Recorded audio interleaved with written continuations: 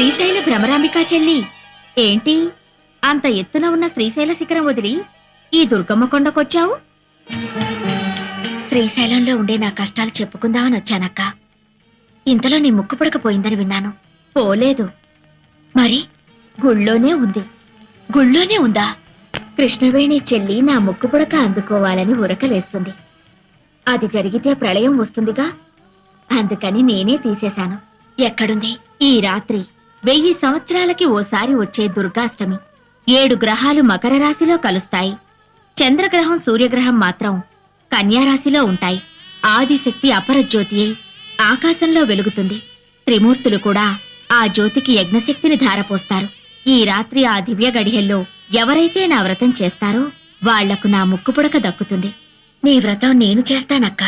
ఏంటి శ్రీశైల భ్రమరాంబికవు? నువ్వు నా